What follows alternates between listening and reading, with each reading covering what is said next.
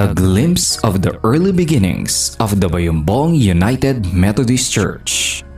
Methodist missionaries preached in Bayombong as early as 1907, almost 9 years after the first evangelical sermon was delivered by Bishop James M. Taborn at the Ascariaga Theater in Manila. But the first converts were baptized on October 31, 1916.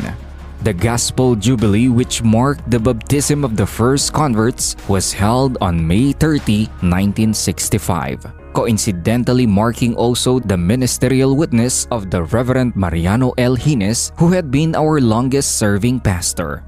Methodism reached this part of the country through the zeal of the Reverend Dr. Ridos and Dr. Charles Bernhardt, the earliest American missionaries who came to Cagayan Valley via Apari, Cagayan.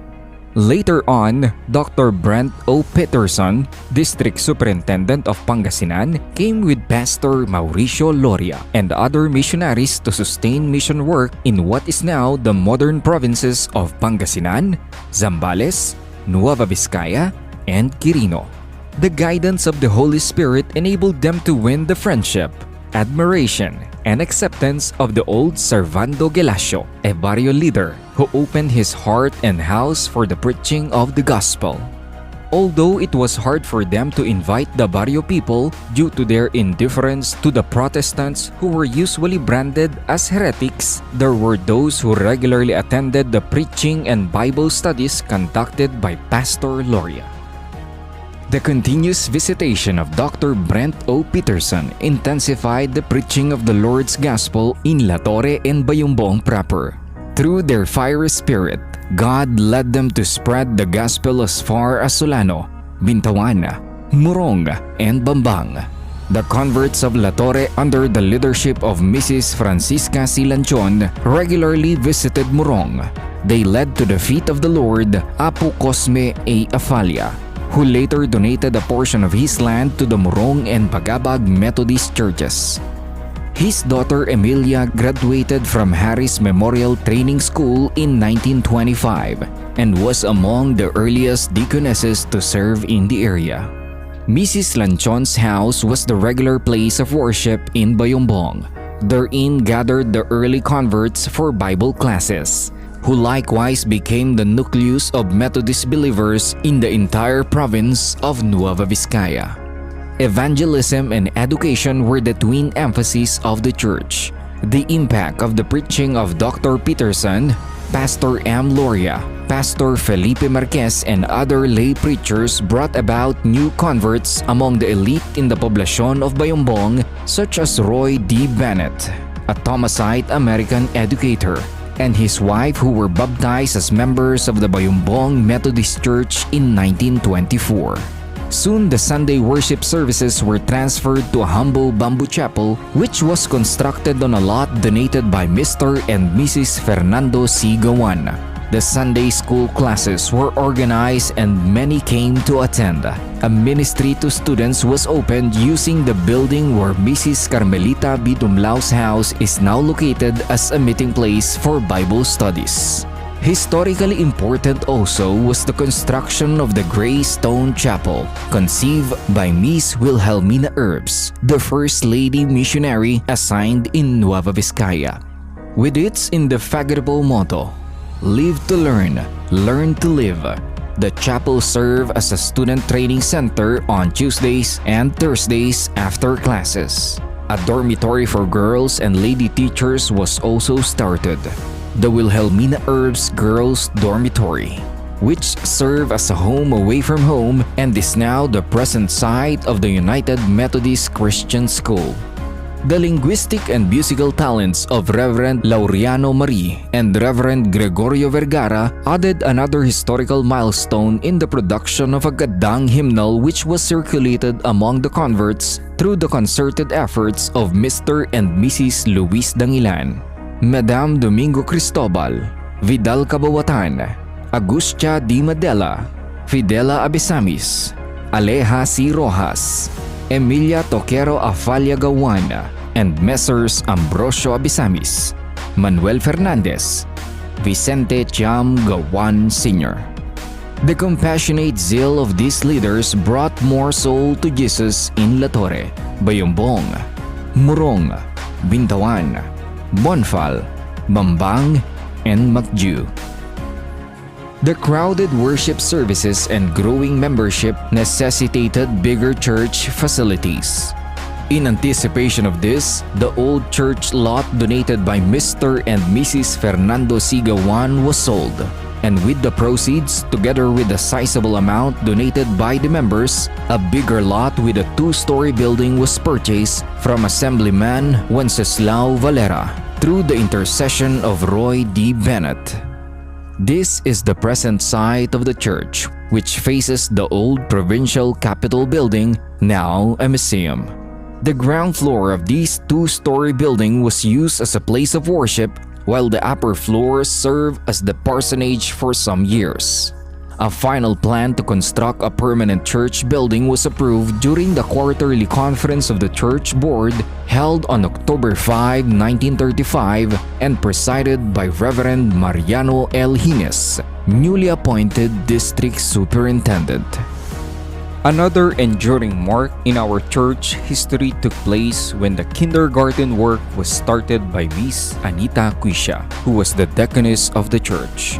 In the same year, the children's department was constructed with Reverend Aniceto U. Jerusalem, then as newly appointed pastor. The members next pursued the construction of the new church edifice.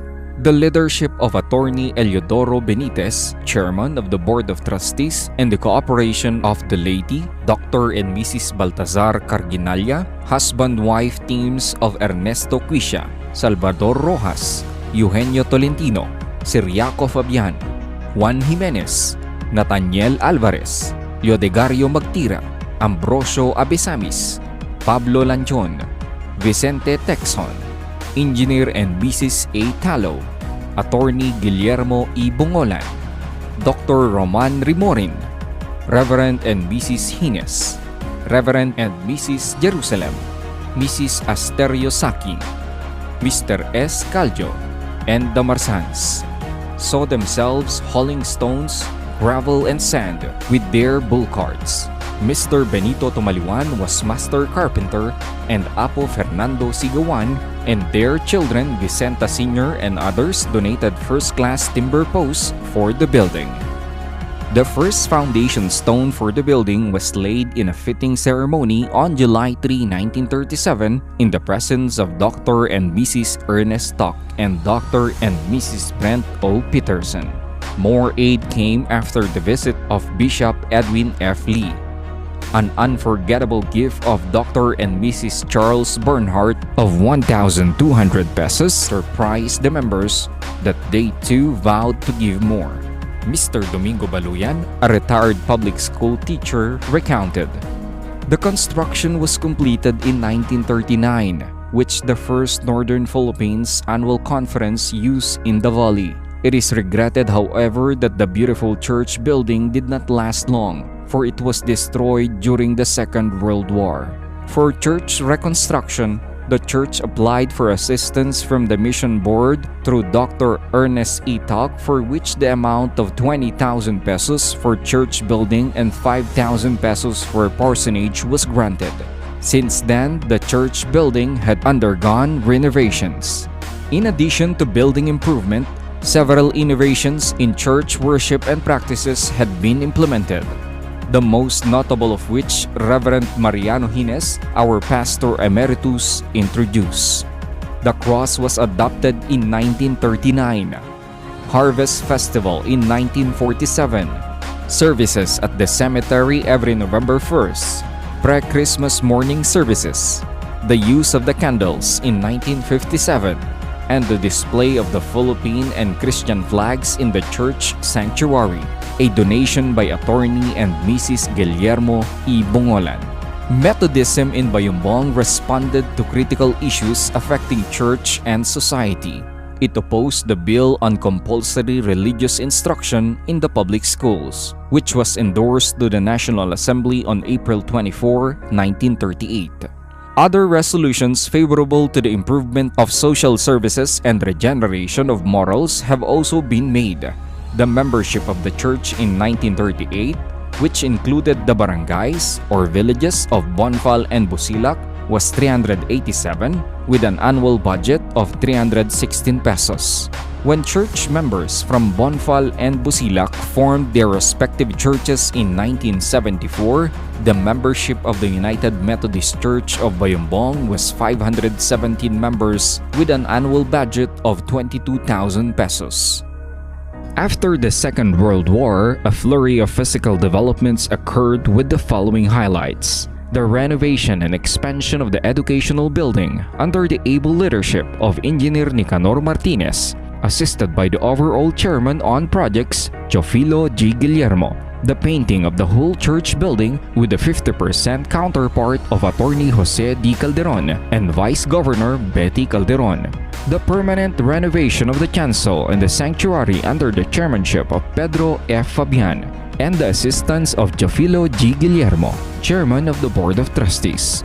Macario de Dufalsa and Engineer Alfredo Domingo, who also donated the amount necessary for its painting.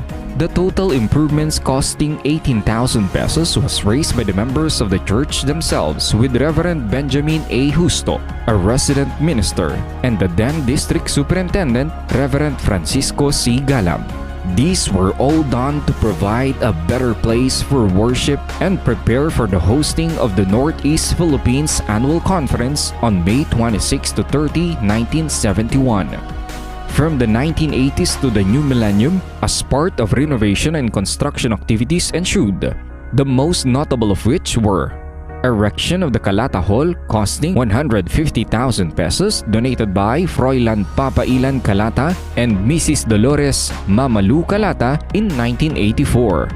Renovation and expansion of the kindergarten building in 1989. Renovation of the dormitory building and its conversion into a school in 1993. Construction of a new church building started in 2001. It is estimated to cost 20 million pesos. Out of which 12 million pesos had been raised as of 2012. Through the years, the dynamism of the church council and the dedication and sacrifices of the church members have ensured that the spiritual, social, and material goals of the church are achieved. The church council have been faithfully led by the following chairpersons. 1959, Teofilo Gavina Guillermo. 1960 to 1969, Froilan Bayawa Calata. 1970 to 1980, Pedro Fabian Fabiana. 1981 to 1984, Froilan Bayawa Calata. 1985 to 1989, Perfecto Bulyoser Martinez Jr. 1990 to 1995, Mrs. Lourdes Robles Galam. 1996 to 2014, Junifen Franco Gawan. 2015 to present, Natanael B. Vidad.